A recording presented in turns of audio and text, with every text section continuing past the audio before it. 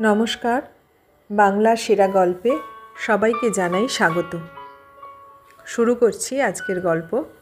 আজ পড়ে শোনাব শান্তা দেবীর লেখা গল্প সুনন্দা। তাহলে শুরু করি গল্প সুনন্দা।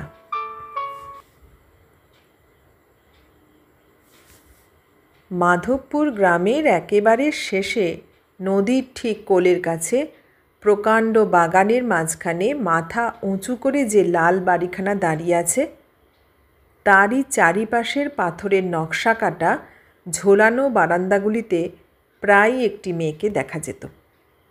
ভোরবেলা সে স্নান করে পূর্ব দিকের বারান্দায় তার পদ্মকলির মতো হাত দুখানির উপর মুখখানি রেখে প্রায় নদীর দিকে চেয়ে দাঁড়িয়ে থাকত। ভোরের আলো তার অমন তুষারের মতো সাদা মুখেও একটু রঙের ছোপ ধরিয়ে দিত। সেই গৌরী সুন্দরীটিকে শুধু তরুণী বললে ঠিক বোঝানো যায় না। বয়স তার কত বলা শক্ত। তার ভাষা ভাষা ধূসর চোখ দুটির গভীর দৃষ্টিতে যেন শতাব্দীর দুঃখ মাখানো। গতি তার প্রৌঢ়ার মতো মন্থর, কিন্তু অতি ক্ষীণ তনুলতাখানি কিশোরীর সরল সতেজ দেহযষ্টির মতো কমনীয়। সূর্যোদয়ের আগে প্রথম পাখির ডাকের সঙ্গে সঙ্গেই তন্বী সুনন্দা যখন স্নান করে নদীর ঘাটের সিঁড়ি দিয়ে ভিজে কাপড়ে ভিজে চুলে পায়ে পায়ে জলের ছাপ ফেলে ঘাট থেকে বাড়ি পর্যন্ত একটি জলের রেখা টেনে ধীর গতিতে কোনো দিকে না চেয়ে উঠে চলে যেত, তখন তাকে দেখে যদি কেউ কোনো দিন চিরযৌবনা জলদেবী বলে ভ্রম করত, তাহলে তাকে নেহাত দোষ দেওয়া যায় না। তার সর্বাঙ্গ দিয়ে জল ঝরে ঝরে পড়ত, আর চোখ দুটি দেখে মনে হতো সমস্ত সাগরের জল তারই কোলে অশ্রু হয়ে টলটল করছে। মৃণালের মতো সুগোল কোমল হাত দুখানিতে কালো চুলের রাশ শৈবালের মতো জড়ানো। পাতলা ঠোঁট দুখানি রক্তের উচ্ছ্বাসে রাঙা নয়, ঝিনুকের বুকের মতো স্বচ্ছ উজ্জ্বল গোলাপি। ভোরের হালকা হাওয়ায় তার গায়ের ধপধপে সাদা কাপড়খানা সমুদ্রের বুকের শুভ্র ফেনার মতো দুলে দুলে উঠত। গতি কিন্তু তার ঢেউয়ের মতো চঞ্চল নয়, গভীর জলের মতো স্থির। গায়ের রং তার শাঁখের মতো সাদা, রক্তের লেশ তাতে বড় দেখা যেত না। কোন গোপন গভীর দুঃখে এই জল দেবীটি তার রহস্যময় জলরাজ্যের বুকের ভিতর থেকে উঠে এসে নিস্তব্ধ ধরণীর এই নিরালা কোণটিতে একলা ভোরের বাতাসে তাঁর বেদনার ভার লঘু করে যেতেন, তা মানুষে দেখলে বুঝত কিনা কে জানে। পাথরের বারান্দা ঘেরা সেই সেকেলে ধরনের বাড়িখানায় প্রায় সারাদিনই তার হাসি গান শোনা যেত। সুনন্দার শরীরখানি দেখলে মনে হয় অশ্রু সাগর মন্থন করে তোলা, কিন্তু সেই অশ্রু সজল চোখের দৃষ্টি ছাপিয়ে তার মুখের হাসির অভাব ছিল না। তার সখী মন্দা আর মানসী তাকে অনেক সময় বলতো, হ্যাঁ ভাই, তোর এত হাসি আসে কোত্থেকে? সুনন্দা বর্ষা সন্ধ্যার সূর্যকিরণের মতো হাসিতে মুখ ভরে বলতো, আমার দুঃখ করবার কি আছে ভাই যে হাসব না? ঘরও নেই, সংসারও নেই, মোরে দুঃখ দিতেও কেউ নেই, মান করে চোখের জল ফেলাতেও কেউ নেই। আছে তো শুধু পর, তা পর তো কখনো কাউকে কাঁদাতে পারে না, তাই আমি হাসি নিয়েই আছি। এমনি করে যখন সে জগতের লোকের সবচেয়ে বড় দুঃখটাকেই তার হাসির খোরাক বলে পরিচয় দিত, তখন তার সৃষ্টি ছাড়া পাষাণ প্রাণের পরিচয় পেয়ে সখীরা বিস্ময়ে নির্বাক হয়ে তার হাসি ভরা মুখ আর জল ভরা চোখের দিকে তাকিয়ে থাকত। মানুষই হয়তো মুখ ফুটে বলেই ফেলত, সখী, তোর হৃদয়টা কি পাষাণ? সই বলতো, না, টাটকা রক্ত আর কোমল মাংসের। মানুষের চোখের আড়ালে এলেই সুনন্দার মুখের হাসিটুকু অস্ত যেত। হাসিটা ছিল তার পোশাকি অলংকার। লোকসমাজে তার অমন অলঙ্কারখানি বাদ দিয়ে যাওয়া তার পক্ষে দুষ্কর। কিন্তু নিজের একলার রাজ্যে পৌঁছতে না পৌঁছতেই বাইরের শয্যা আপনা থেকেই খসে পড়ত।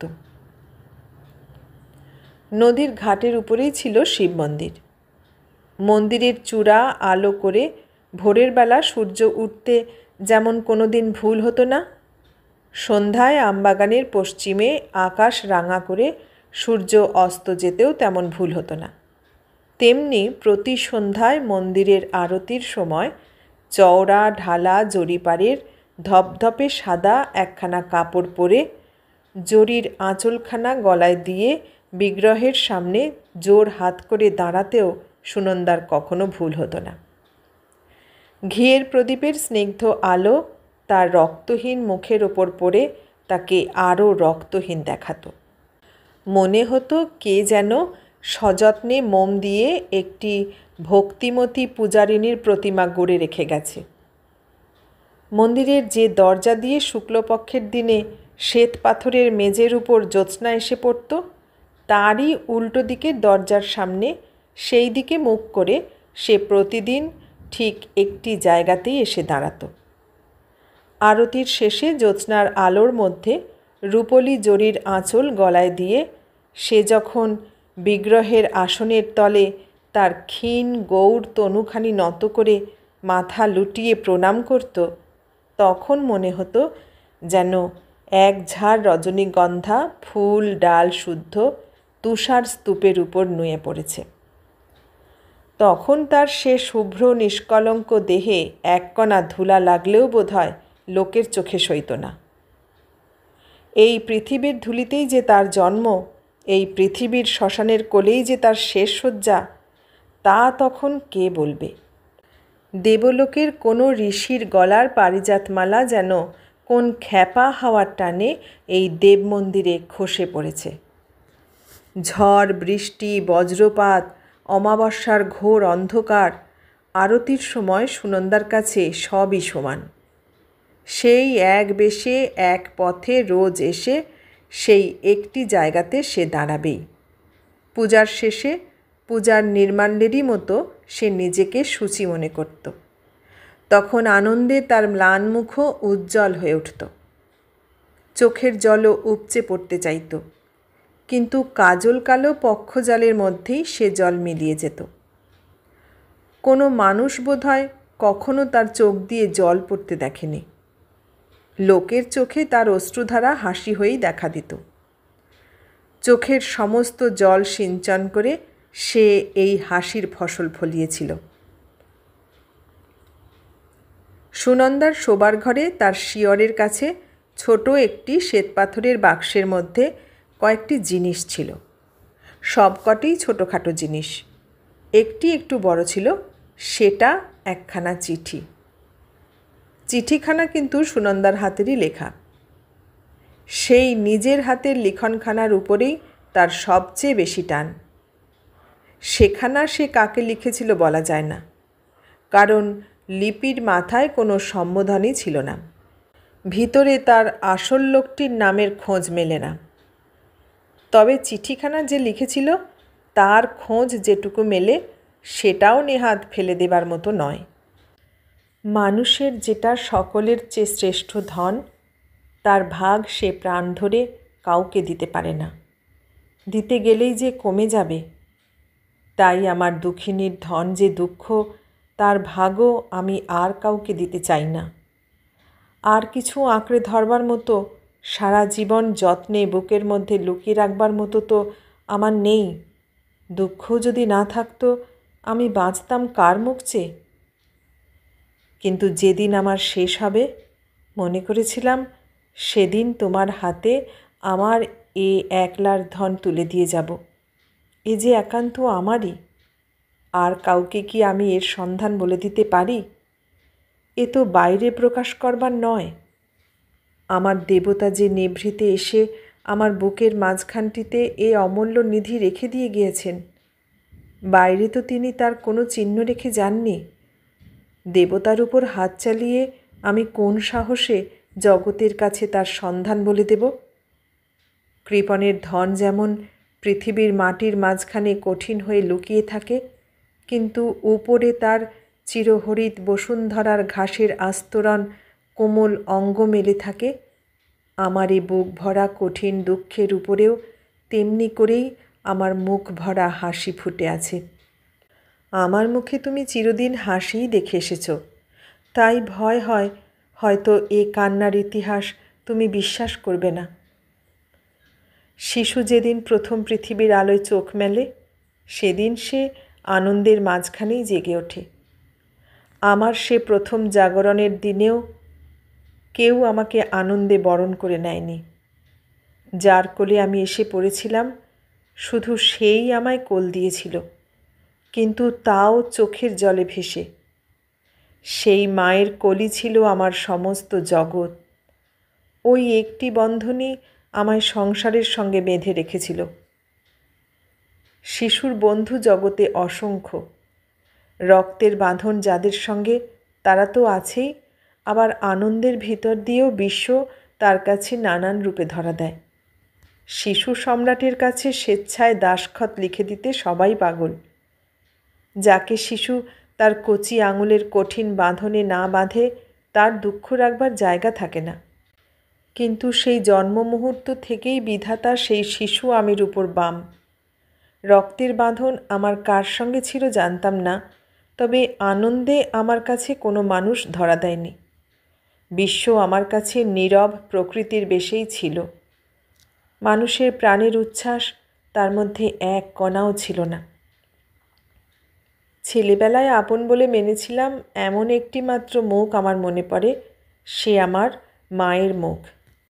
তখনকার দিনে ঘটনা তো কিছু আমার জীবনে ঘটেনি, খেলার সাথীও কেউ ছিল না যে তার সঙ্গে কোনো স্মৃতি জড়িয়ে থাকবে, তাই সবই ছায়ার মতো অস্পষ্ট। প্রথম যে ঘটনার স্মৃতি আমার মনের মধ্যে পরিষ্কার করে আঁকা আছে, সে একটা কান্নার স্মৃতি। ছবির মতো মনে পড়ে আমি মায়ের গলা জড়িয়ে ধরে কাঁধের উপর মাথা রেখে ফুঁপিয়ে ফুঁপিয়ে কাঁদছি, আর মায়ের দুই চোখ দিয়ে ঝরঝর করে অবিশ্রাম জল পড়ে যাচ্ছে। চোখের জলে ভেজা মায়ের সুন্দর মুখখানি শিশির ভেজা পদ্মের মতো আমার চোখের উপর এখনও ভাসছে। মায়ের পাশে দাঁড়িয়েছিলেন একটি বৃদ্ধ। মাথার থোকা থোকা কোঁকড়া চুল, তার একেবারেই সাদা। সমুদ্রের ফেনার মতো সেই চুলের রাশ তার শান্ত করুণ মুখখানিকে ঘিরে আছে। মা তাকে বললেন, দক্ষিণীর এই মেয়েটিকে আপনাকে দিতে এসেছি, এটুকু কাছে রাখবারও আমার উপায় নেই। তিনি হাত বাড়িয়ে আমায় কোলে নিতে গেলেন। আমি মায়ের গলা আরও জোরে চেপে জড়িয়ে ধরলাম।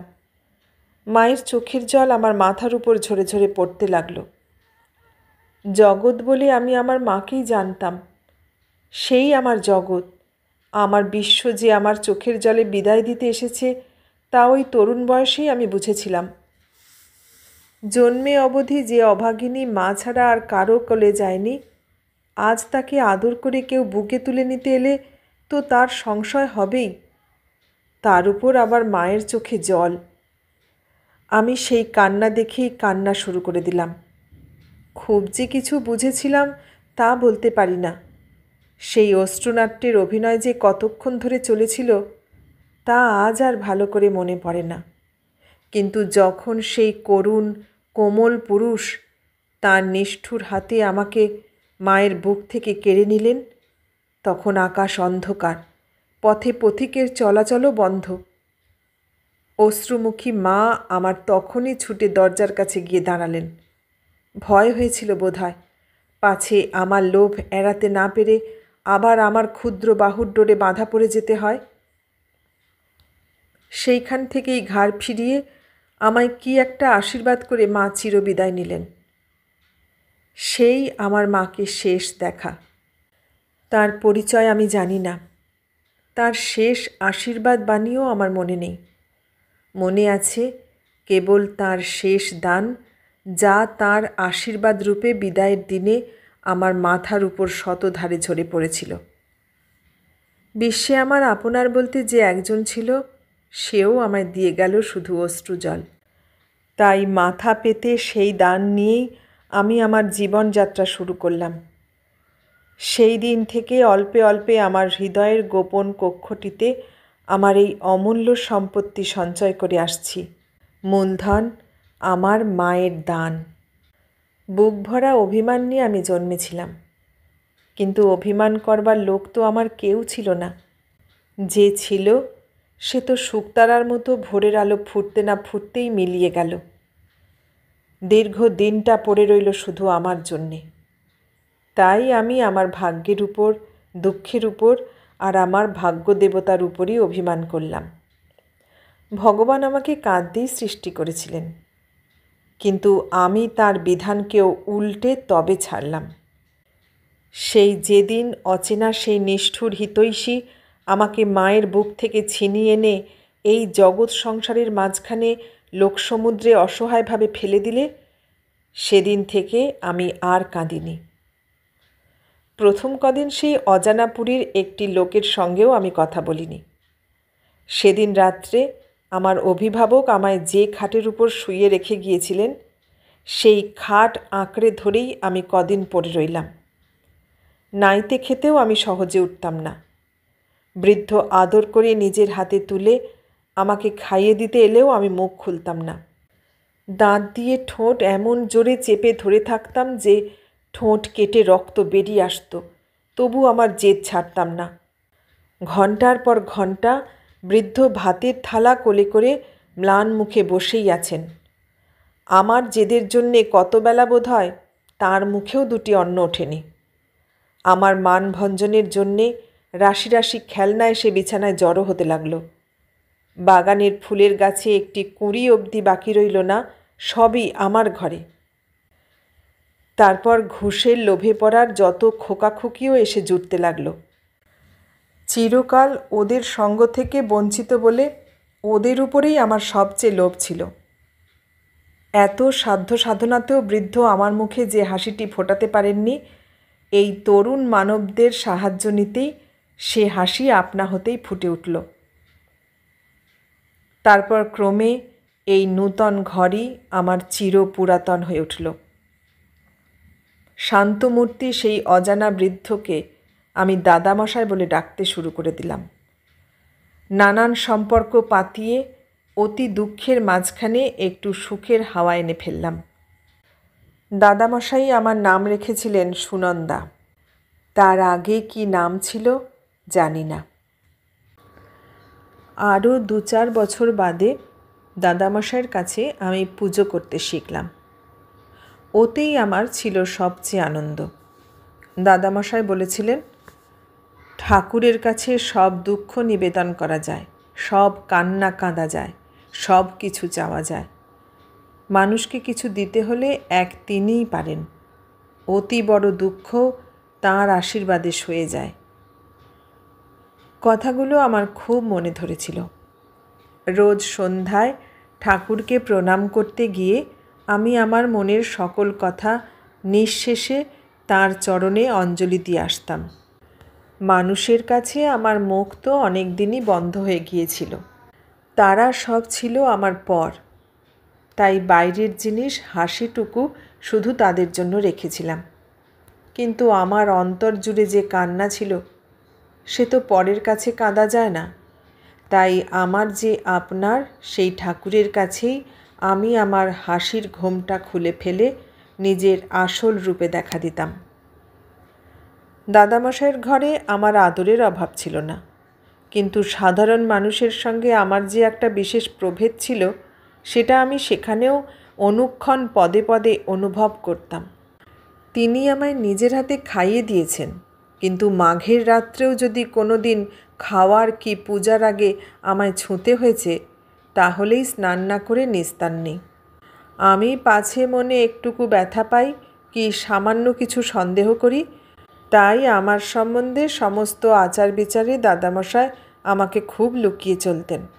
কিন্তু আনন্দ যার চোখের পর্দা হয়ে আড়াল করে নেই, তার চোখ এড়াবে কার সাধ্য? দাদামশাই ধরা পড়ে গেলে মুখ তাঁর শুকিয়ে এতটুকু হয়ে যেত।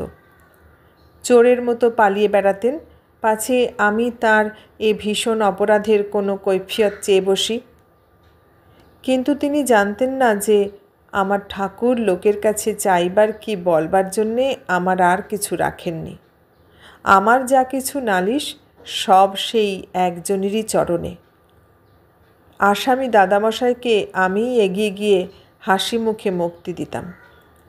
তার কিন্তু আমার দিকে চোখ তুলে চাইতে অনেক দেরি হতো।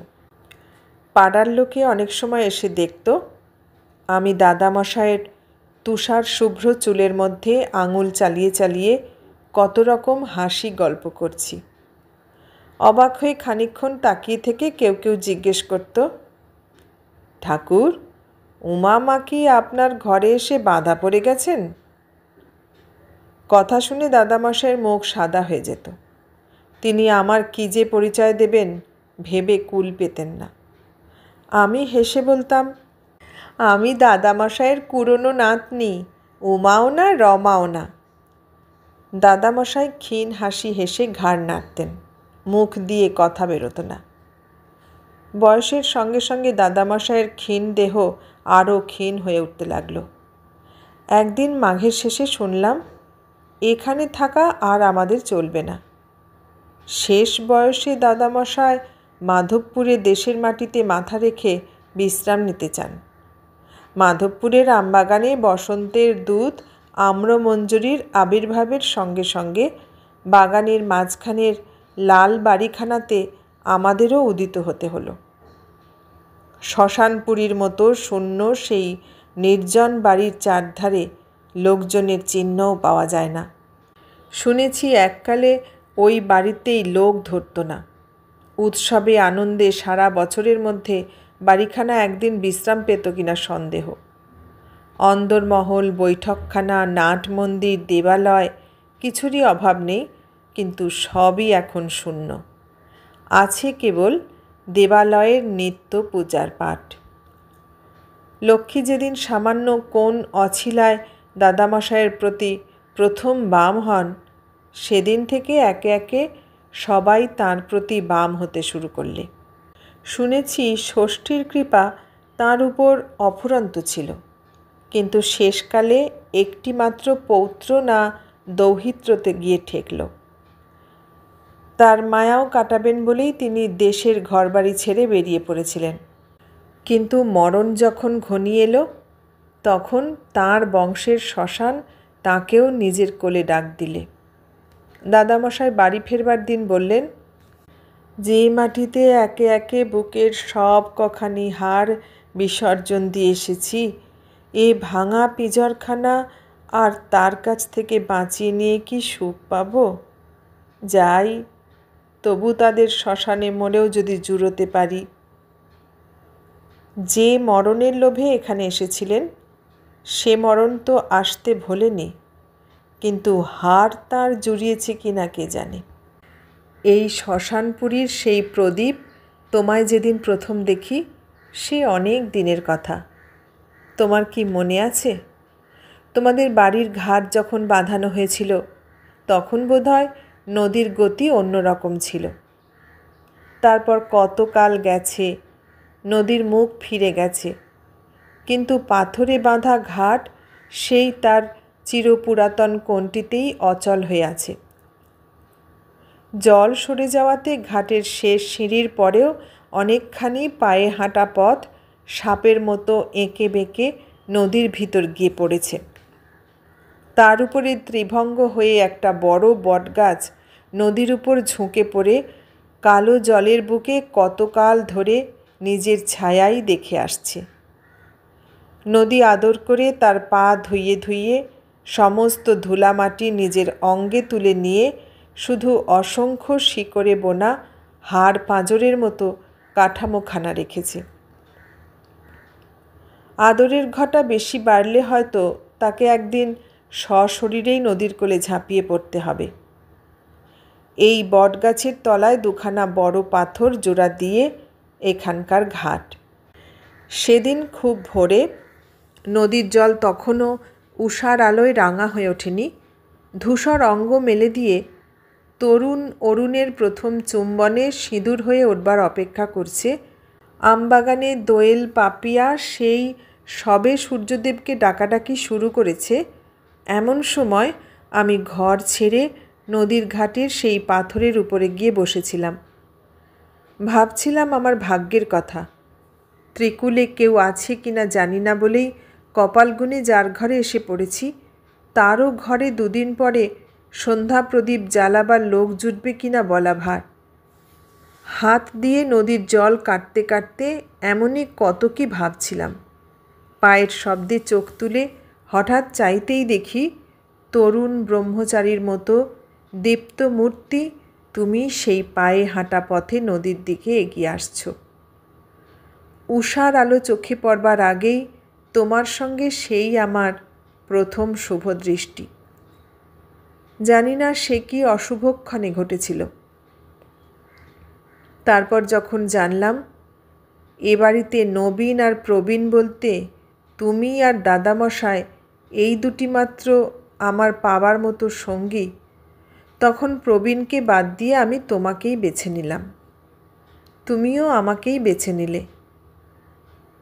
তোমার সঙ্গ পেয়ে আমার চিরদিনের বাইরের হাসি কদিনের জন্যে অন্তরের হয়ে উঠে আমার ভিতর বাহির আলোয় আলো করে দিলে। সে কদিনের জন্যে আমার সব দুঃখ আমি বিসর্জন দিয়েছিলাম। মনের কোনো কোণে এতটুকু দুঃখ মুখ আধার করেছিল না। ঘাটে পথে মাঠে দিনগুলো যে কেমন করে কেটে গেল তা আমি একবার টেরও পেলাম না। এখন শুধু মনে হয় কোন সুদূর অতীতে স্বপ্নের ঘোরে তারা দেখা দিয়েছিল, আবার চোখ না মেলতেই সোনার পাখা মেলে নিঃশব্দে কখন আকাশের গায়ে মিলিয়ে গিয়েছে। স্মৃতি হয়ে পড়ে আছে শুধু তাদের ডানা খসা একটি পালক। আমি চোখ বুজে আমার এতদিনের দুঃখের শোধ বোধহয় সেই কদিনেই তুলে নিতে চেয়েছিলাম, কিন্তু অত মূর্ছনা সেই সোনার তারে সইবে কেন? তার একদিন ছিঁড়ে গেল। আমার আনন্দ গানও সেই থেকে থেমে গেছে। আমাদের ছেলে খেলার দিনগুলো হাসি আর গানে যখন ভরপুর হয়ে উঠেছে, তখন ওই প্রকাণ্ড বাড়িটার এক কোণে দাদামশায় তাঁর শেষ শয্যায়। সারা দিনটাই নিজের আনন্দ নিয়ে কাটিয়ে সকাল সন্ধ্যায় আমি রোজ দুবার তার ঘরে খোঁজ নিতে যেতাম। আমার দিকে চোখ তুলে তাকাতে দাদামশায়ের শান্ত দৃষ্টি কেমন যেন করুণ হয়ে আসত। তিনি তার দুর্বল হাতখানি তুলে আমার মুখে চোখে মাথায় এমন স্নেহভরে বুলিয়ে দিতেন যেন আমার দেহের সমস্ত গ্লানি তার হাতের স্পর্শে দূর হয়ে যাবে। আমি জানতাম পৃথিবীর কাছ থেকে বিদায় নেবার দিনে পরপারের কথার চেয়ে তিনি তার আশ্রিতা দুঃখিনীর কথাই বেশি ভাবেন। এই বয়সে দরিদ্রার এই অসহায় অনাথা মেয়েটিকে কার কাছে ফেলে যাবেন সেই ভাবনাতেই তার আয়ু যেন আরও শীঘ্র শেষ হয়ে আসছিল। আমি জানতাম আমার নিজ কুলে জন্ম। দাদামশায়ের মতো উদার মহৎ পুরুষও যখন খাবার আগে আমায় ছুঁলে স্নান করতেন, তখন আর কোনো ভদ্রলোক তো আমায় ঘরে ঠাঁইও দেবে না। কিন্তু তোমার সঙ্গে মিলনের সে কটা দিন আমার ওসব কথা ভাববারও অবসর ছিল না। দাদামশাই কত সময় আমাকে কাছে টেনে বসিয়ে কি যেন একটা কথা বলবার ব্যর্থ প্রয়াস করতেন। তার চোখে সে কথা প্রায় ফুটে উঠত। আমার কাছে তার এই আশ্রিতার কাছেই তার যেন কি একটা নিবেদন আছে মনে হতো। কিন্তু আমার তখন সে বৃদ্ধের চোখের কান্নার ভাষা পড়ার সময়ও ছিল না, ইচ্ছাও ছিল না। তোমার তরুণ চোখে যে নিত্য নূতন ভাষা শতদল পদ্মের মতো হাজার কথা ফুটিয়ে তুলত, আমার সমস্ত মন তখন সেই দিকে। হেসে দুটো কথা বলে মাথার বালিশ কটা গুছিয়ে দিয়ে বিছানার চাদরটা একটু ঝেড়ে দিয়ে আমি যখন ক্ষিপ্র গতিতে কত ঘর বারান্দা পার হয়ে নিজের মনে চলে যেতাম, তখন আমার পিছনে যে কত দীর্ঘশ্বাস শূন্যে মিলিয়ে যেত তার ঠিকানা নেই। আজ চোখে না দেখেও সে সমস্তই আমার চোখে পরিষ্কার ভেসে উঠছে, কিন্তু সেদিন চোখে আঙুল দিলেও চেয়ে দেখতাম না বোধহয়। সেই যে একদিন পদ্মবনের ধারে ঘাসের উপর বসে তোমাতে আমাতে প্রকাণ্ড পদ্ম ফুলের মালা গেঁথেছিলাম, সেদিনকার কথা তোমার মনে আছে কি? একই সুতোর দুই মুখ দিয়ে দুজনে ফুল পরিয়ে পরিয়ে মালাটা বড় করে তুলেছিলাম, পাছে দুজনের ফুল মিশে যায় বলে মাঝখানে একটা বড় ফোঁটা ফুল দুলিয়ে দিয়েছিলাম। দাদামশাই পদ্মফুল বড় ভালোবাসতেন, তাই আমি মালাটা নিয়ে তার ঘরে গিয়ে হাজির হলাম। তিনি মুখ ফিরিয়ে শুয়েছিলেন। আমি ডেকে বললাম, দেখো দাদামশাই, কত বড় মালা, এই দেখো, পরলে আমার পা পর্যন্ত পড়ে। তিনি আমার দিকে তাকিয়ে বললেন, পদ্মের আড়ালে যে লুকিয়ে গেলি রে, একেবারে দেবী সরস্বতী। এত ফুল কে দিলে? তোমার নাতি শঙ্কর প্রসাদ। মনে হলো দাদামশায়ের রক্তহীন মুখ যেন আরও একটু বিবর্ণ হয়ে গেল। তবু তিনি হেসে বললেন, সুনন্দা দিদি, তোমরা যে হেসে খেলেই দিনগুলো শেষ করলে দেখছি। তা প্রতিদিনই সকাল সন্ধে এত হাসি খেলা কি ভালো? এরপর বড় হচ্ছ, আরও কত ভাবনা চিন্তা আছে, সুখ দুঃখ আছে, সেদিকেও তো চাইতে হবে। পৃথিবীটা তো শুধু হাসি দিয়ে গড়া নয়, কাঁদবার জিনিসেরও সেখানে অভাব নেই। হেসেই যদি দিন কাটে, তবে কান্নার দিনে দুঃখ বড় কঠিন রূপে দেখা দেবে। বেদনার সে আঘাত সইতে পারবে কিনা বলা শক্ত। তা দিদি, তোমায় দেখে কথাগুলো মনে হলো তাই বললাম। ঠাকুর করুন তোমার যেন দুঃখের দিন না আসে, তবু প্রস্তুত হওয়া ভালো। আমি ফুলের মালাটা দেয়ালে টাঙিয়ে দিয়ে চলে এলাম। বুঝলাম আমাদের প্রতি অঙ্গই তাঁর কাছে আমাদের আনন্দ উৎসবের কথা জানিয়ে দিয়েছে। তার কোণের ঘরটিতেও আমাদের হাসির ঢেউ বাতাসের সঙ্গে ভেসে গিয়েছে, কিন্তু সে হাসি আনন্দ তাকে সুখ দেয়নি, বেদনাই দিয়েছে। তার হৃদয়ের কোনো গোপন দুঃখ আমাদের হাসির ঘায়ে আবার জেগে উঠেছে। আমি কি সে দুঃখের কারণ? সেদিন আর কারোর সঙ্গে কথা কইনি। নদীর ধারের পাথরের বারান্দায় একলাটি মুখ আঁধার করে বসে রইলাম। কেবলই মনে হচ্ছিল কি একটা কঠিন দুঃখের অগ্রদূত আজ দেখা দিয়েছে। আতঙ্কে আমার সমস্ত শরীর শিউরে উঠছিল। কী সে দুঃখ যা আমার মাথার উপর উদ্যত হয়ে আছে? কিসের জন্যে প্রস্তুত হব?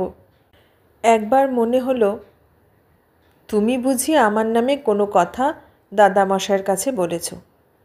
কিন্তু ভেবে দেখলাম, আমি তো কখনো তোমার কাছে কোনো অপরাধ করিনি। তবে কি, দাদামশাইয়ের কাছেও তো কোনো দোষ হয়নি। তবে বুঝি আমার মায়ের মৃত্যু হয়েছে, সেই খবরটা আমাকে দেবার জন্যে দাদামশাই অত করে আমায় প্রস্তুত করছিলেন। সেই কোন শিশুকালে মাকে দেখেছি, মায়ের সেই অশ্রু সজল মুখ মনে পড়ল। কিন্তু আজ তো সেই সেদিনের মতো দুই চোখ বেয়ে জল নেমে এলো না। আমার আর আপনার বলতে কেউ নেই মনে করে দুঃখ হলো বটে, কিন্তু সেটা আগে ভেবেচিন্তে দেখবার পর।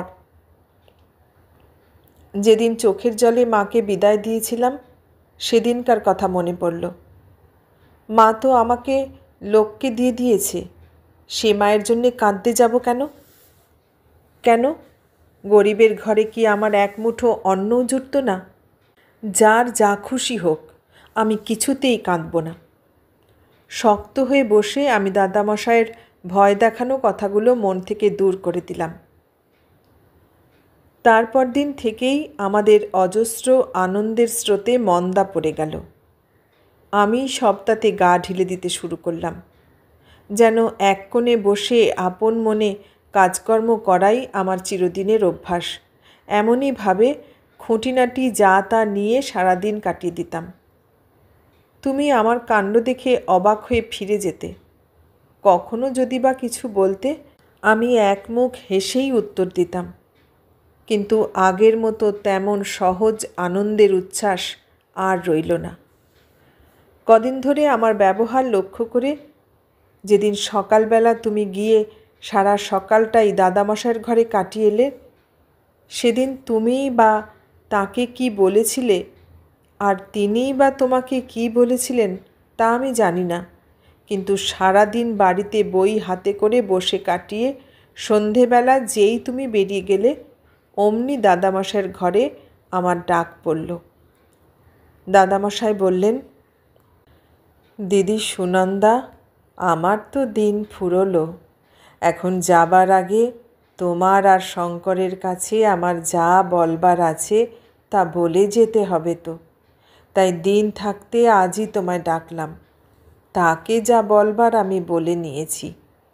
আর সে পুরুষ মানুষ, তার জন্যে আমার ভাবনা কি, বিয়ে করে ঘর সংসার পাতবে, যেমন করে হোক দিনগুলো কেটে যাবে।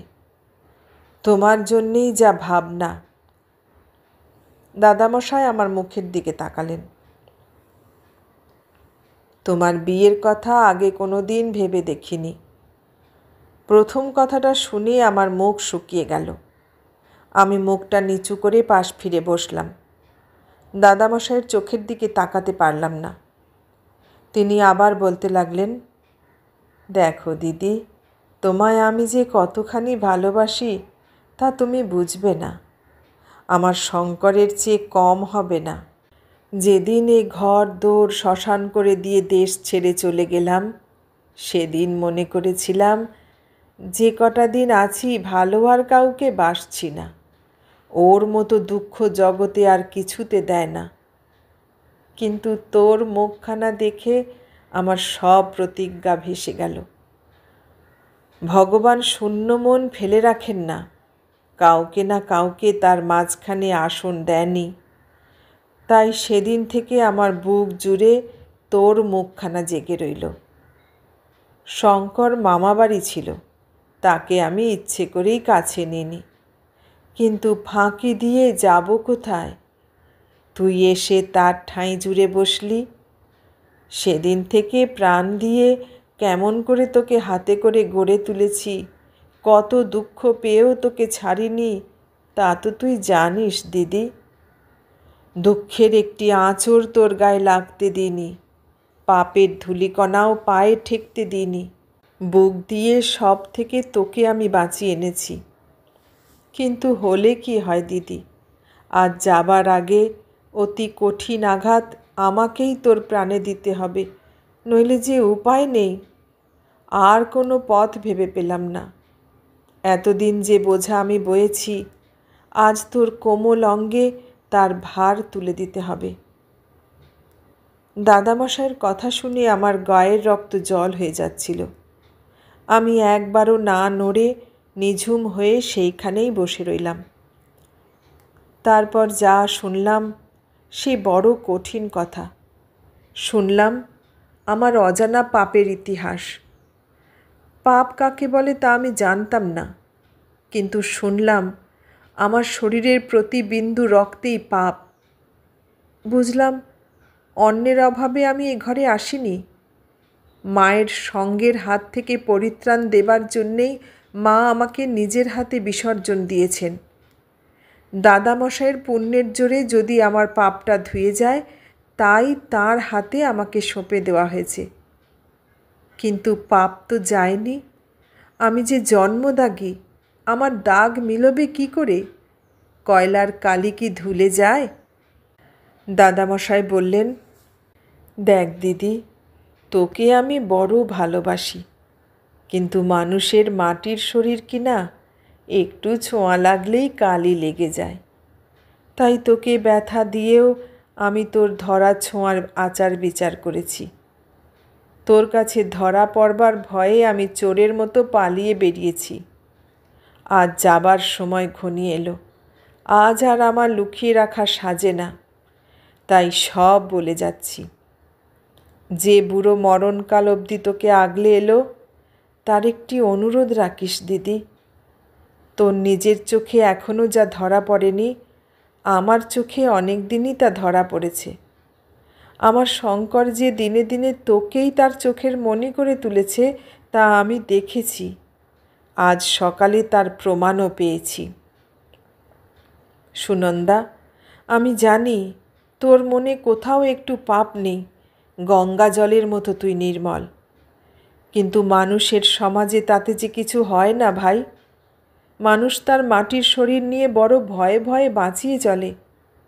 তাই বলছি দিদি, আমার এই এক মাথা পাকা চুল ছুঁয়ে তুই বল, আমার আধার ঘরের শেষ রশ্মি শঙ্করকে তুই সমাজের চোখে সমাজের মানুষ হয়েই চলতে দিবি? তুই যদি কঠোর হোস তবে তার পুরুষের মন একদিন তোকে ভুলবেই ভুলবে।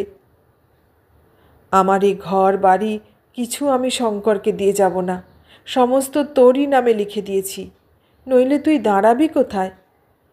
ঘর বাড়ির কথায় আমার গায়ে যেন কে বিছুটি দিয়ে গেল, তবু কথা কইলাম না। তাঁরই কথা মতো মাথায় হাত দিয়ে প্রতিজ্ঞা করলাম। কিন্তু যখন করলাম তখন বুঝলাম কতখানি করেছি, আগে একদিনও বুঝিনি।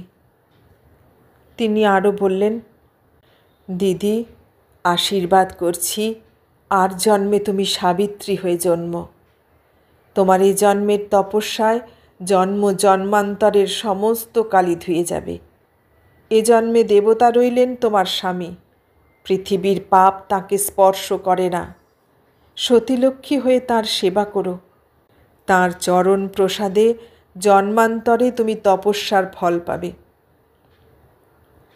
কঠিন প্রতিজ্ঞা করে আমি ঘর থেকে বেরিয়ে এলাম। সেই দিন থেকে শঙ্করের জন্য আমার উমার তপস্যার শুরু। এতদিন ছিলাম বালিকা, সেদিন হঠাৎ এক মুহূর্তে নারীর প্রাণ জেগে উঠল। বুঝলাম, না জেনে দিলেও তোমাকেই সব দিয়ে ফেলেছি। সকল লজ্জা নিবারণ যিনি, তিনিই আমার মুখ রেখেছেন। তাই এ দানের কথা তুমিও জানোনি, আমিও জানিনি। তোমায় ভালোবেসেছি বলেই আজ তোমায় ভুলতে হবে। কিন্তু মানুষের মন যেটা ভুলতে চায় সেইটাই যে তার সমস্ত হৃদয় জুড়ে বসে। এতদিন যা ছিলে না, তোমার পথ মারাবো না প্রতিজ্ঞা করতেই তুমি আমার তাও হয়ে বসলে। সোজা পথে তো মানুষের মন চলে না, অসম্ভবের আশাই তাকে টেনে নিয়ে চলে। তারপর অল্পে অল্পে আমি তোমার পথ থেকে সরতে শুরু করলাম। হঠাৎ সরলাম না, পাছে তুমি টের পাও। এমনইভাবে সরতে লাগলাম যেন বয়সের সঙ্গে সঙ্গে ছেলে খেলার স্বাদটা ফুরিয়ে যাচ্ছে। তোমার উপর যে আমার একটা টান ছিল সেটা আমি নিজের কাছেও অস্বীকার করতে শুরু করে দিলাম, যেন খেলারই আনন্দে তোমায় শুধু সঙ্গী নিয়েছিলাম। আগে তোমার সঙ্গে আমি কখনো বিয়ের কথা বলিনি। আজকাল অহরহ তোমায় বউয়ের কথা বলে খ্যাপাতে শুরু করে দিলাম। তুমি রাগ করতে। আমি আমার উপর তোমার রাগটা আরও বাড়িয়ে তোলবার জন্যে আরও বেশি করে বলতে থাকতাম। ভাবতাম তুমি আমারই উপর রাগ করেছ, কিন্তু এখন বুঝেছি আমার উপর নয়। সেই পৌষ সংক্রান্তির দিনে তুমি বোধহয় আমায় কি বলবে বলে এসেছিলে। তোমার হাতে একজোড়া ফুলের মালা ছিল, হাসি মুখে সেটা আমার হাতে তুলে দিয়ে তুমি কি বলতে যাবে, অমনি আমি বলে উঠলাম, আচ্ছা বোকা, যা হোক তুমি এখন থেকে পরের জন্যে বেগার খেটে মরো কেন? যখন একজন আসবে তখন ফুলের মালা জুগিও, বেনা বনে শুধু শুধু মুক্ত ছড়াও কেন? তুমি নীরবে ব্যথা ভরা চোখ তুলে আমার দিকে চাইলে। তোমার দৃষ্টি যেন বলে গেল, সুনন্দা, তোমার মুখে এমন কথা? আমি যেন কিছুই বুঝিনি, এমনিভাবে নেহাত খাপছাড়া রকমের কি একটা পিঠের গল্প জুড়ে দিলাম। কিন্তু তোমায় ঘা দিতে আমার বুকে যে কতখানি লাগতো তা তুমি বুঝতে না। তুমি মনে করতে আমার পাষাণ হৃদয়ে কোথাও এক ফোঁটা কোমলতা নেই, কিন্তু সেই পাষাণ ভেদ করেই আমার হৃদয়ে সহস্রধারা ঝরে পড়ত। সেদিন তোমার কথা বলা হলো না, ম্লান মুখে তুমি চলে গেলে। আমি তোমায় শুনিয়ে শুনিয়ে খুব হাসির লহর তুলে ওপাড়ার মন্দাকে রাজ্যের হাসির খবর দিতে বসলাম। মন্দা শুনেছিল কিনা জানি না, কিন্তু তুমি যে শুনেছিলে তা জানি। তোমায় ভালোবেসেছিলাম বলেই তোমাকে আমি অত করে ঘা দিতে চেষ্টা করতাম। আমায় নিষ্ঠুর বলে বুঝলেই যে তোমার মঙ্গল, তোমারই মঙ্গলের জন্যে আমি সাধ করে তোমার কাছে খোশনাম হারাতে চাইতাম, নইলে আমার কিসের গরজ? যে অপমানের বোঝা নিয়ে আমি জন্মেছিলাম সে অপমান ধ্রুব হয়ে আমায় ঘিরেই থাকুক, আর কাউকে সে বোঝা মাথায় নিয়ে মাথা হেঁট করতে আমি দেব না। আর তোমায় তো আমি তার এক কণা স্পর্শ করতেও দিতে পারবো না। তাই এ অপমানতার কাছ থেকে দূরে রাখবার জন্যই তোমায় আমি অত করে ঘা দিতাম। আমার ভয় হতো যদি একবার তোমার কাছে আমার মনের কথাটি ধরা পড়ে যায়, যদি তুমি জানতে পারো তোমাকে আমি কতখানি দিয়ে ফেলেছি, তবে হয়তো শত অপমানের বোঝা মাথায় করেও তুমি আমায় তোমার চিরসঙ্গী করে নেবে। কিন্তু আমি তা হতে দেব না।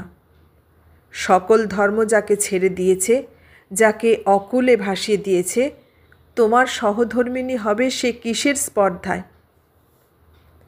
একবার মনে করেছিলাম তোমার কথাগুলো শুনে আমারও যা বলবার আছে বলে নি। আমি যে কিসের দায়ে ঠেকে তোমাকেও বেদনা দিতে পেরেছি তা জানিয়ে দিই।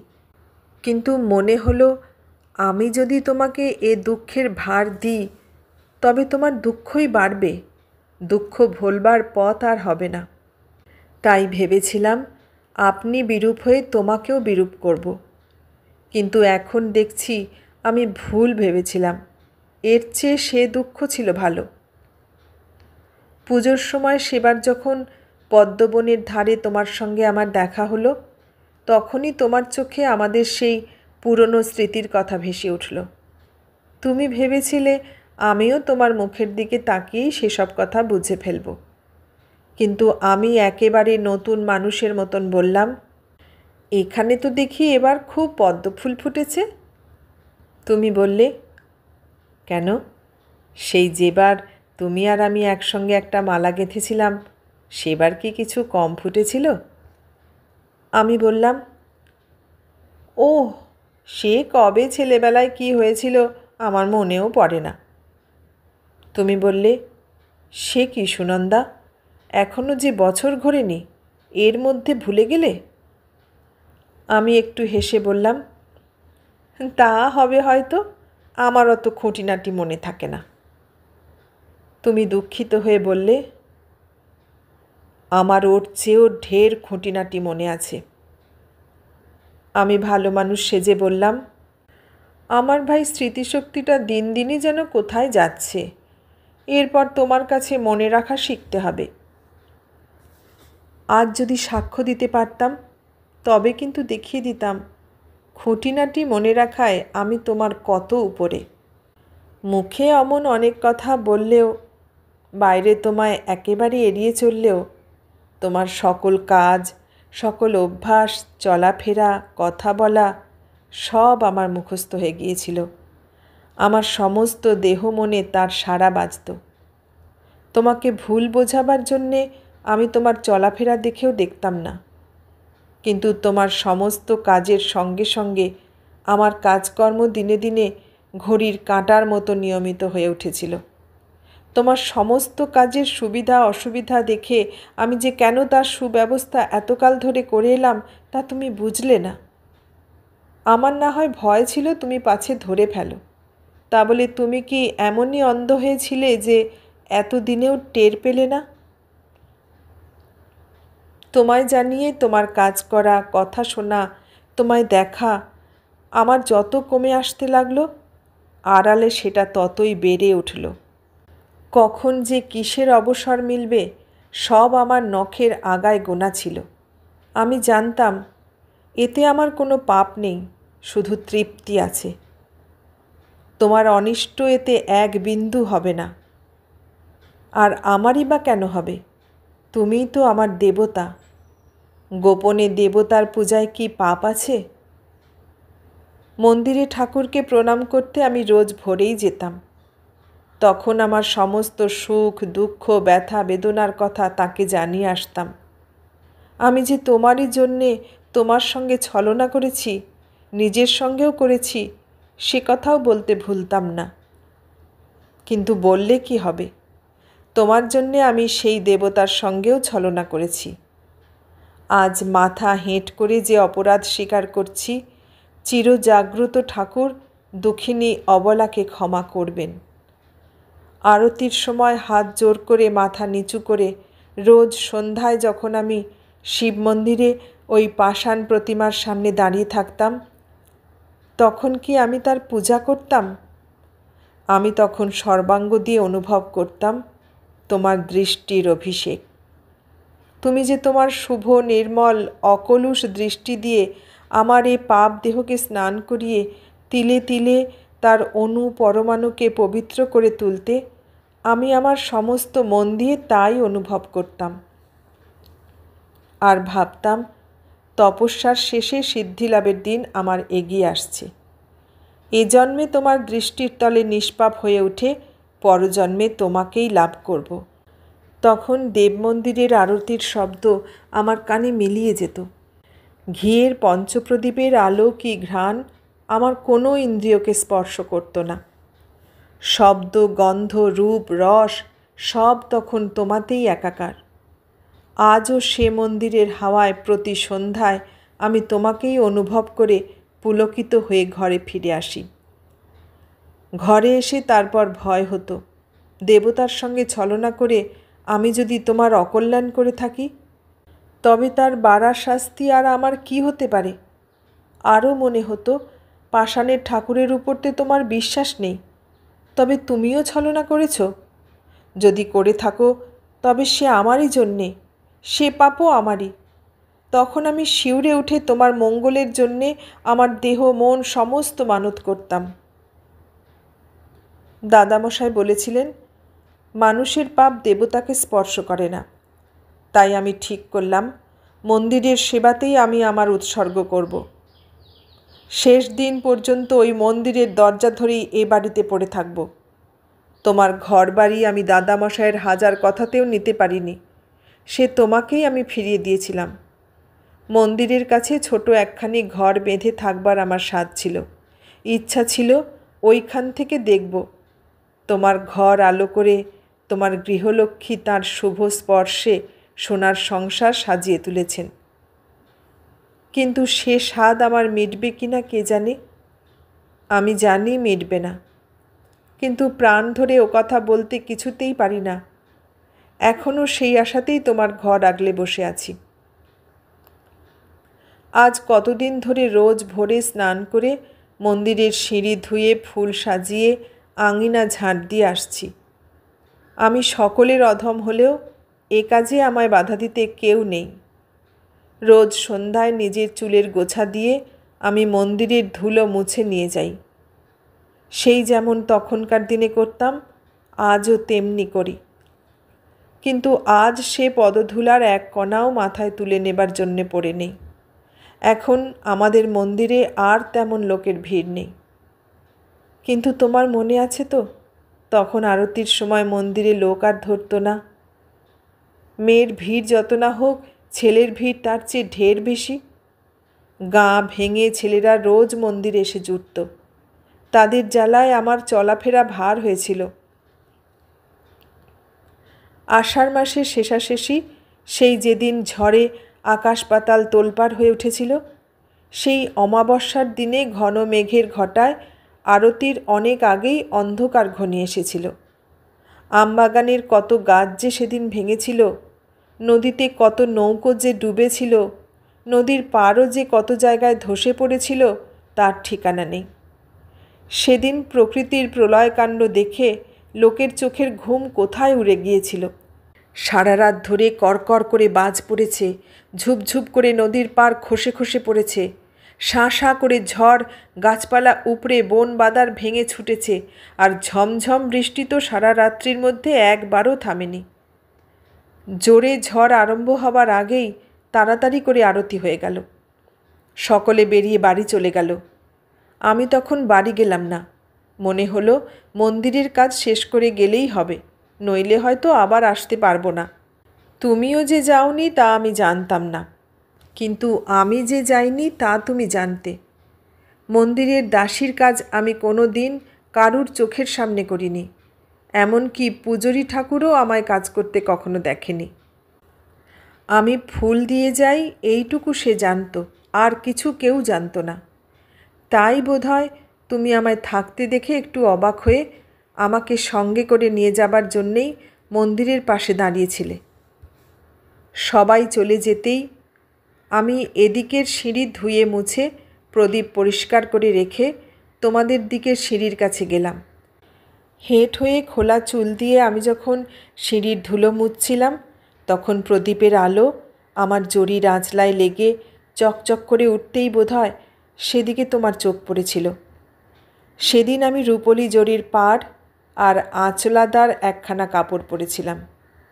তুমি এগিয়ে এসে আমায় অমনভাবে দেখে বললে, সুনন্দা, এত রাত্রে পাষাণের ঠাকুরের সিঁড়িতে মাথা পেতে পড়ে আছো কিসের টানে? ইচ্ছা হচ্ছিল সত্যি কথাটা বলি, কিন্তু আমি যে পণ করেছিলাম যেদিন তোমার সঙ্গে আমার শেষ দেখা হবে সেই দিনই আমার মনের কথা বলবো, তার আগে বললে তো চলবে না। তাই বললাম, ঠাকুরের টানেই ঠাকুরের দরজায় পড়ে আছি। আমার উত্তর না শুনেই তুমি হঠাৎ বলে উঠলে, এ কি, তুমি চুলের গোছা দিয়ে সিঁড়ির ধুলো কুড়োচ্ছ? কে এমন ভাগ্যবান যার পায়ের ধুলো তোমার মাথার চুল স্পর্শ করবার স্পর্ধা রাখে? আমি হেসে বললাম, স্পর্ধা কেউ রাখে না, তবে আমার যে প্রিয় তার পায়ের ধুলো আমি আপনি সগৌরবে মাথায় তুলে নিই। অন্ধকারে তোমার মুখ দেখা যাচ্ছিল না, মনে হলো গলার স্বরটা যেন একটু ভারী ভারী শোনালো। তুমি বললে, সে তোমায় কি দিয়েছে যে তার এত মান? সে কি দিয়েছে সেই জানে, আমি যতখানি দিতে পারি দিয়েছি। আর কারুর জন্যে বুঝি এক কণাও রাখনি? আমি বেশ স্থিরভাবেই বললাম, না। তুমি বললে, সুনন্দা, তবে সত্যিই আমার সব আশা বৃথা? আমি বললাম, ওমা, তোমার আবার আমার কাছে কিসের আশা? তুমি কথা কইলে না, চলে গেলে। আমিও উঠে বাড়ি গেলাম। পরদিন ভোরে উঠে দেখলাম এক রাত্রির ঝড়ে মাধবপুরের চেহারা বদলে গেছে। কোথাকার কি যে কোথায় গেছে, কত ঘরবাড়ি বাগান যে ধ্বংস হয়ে গেছে তা গোনা যায় না। আমারও সব সেদিন ধ্বংস হয়ে গিয়েছে কিনা জানি না। সেদিন থেকে তোমায় তো আর দেখিনি। পথ চেয়ে আজ কতদিন বসে আছি। যাবার দিনে তোমায় সব বলে যাব সেই আশাতেই যত্নে নিজেকে বাঁচিয়ে রেখেছি। যদি না পারি তবে এই আমার লিপি রইল, যা বলবার তা এতেই বলে গেলাম। তবে এক স্বাদ ছিল, তোমায় নিজে মুখে বলে যাব। তোমার মুখে আনন্দের হাসি দেখে আমিও আনন্দেই হেসে যাব। দুঃখের জোর করা হাসি সেদিন আর হাসব না। যেদিন পৃথিবী থেকে বিদায় হব সেদিন আমার এই অশ্রু সাগরে ওই একটি দিনের স্মৃতি শ্বেত পদ্মের মতো টলটল করবে। কিন্তু সে সুখ কি আমার হবে? অভাগিনী সুনন্দা। এতক্ষণ শুনলেন শান্তা দেবীর লেখা গল্প সুনন্দা।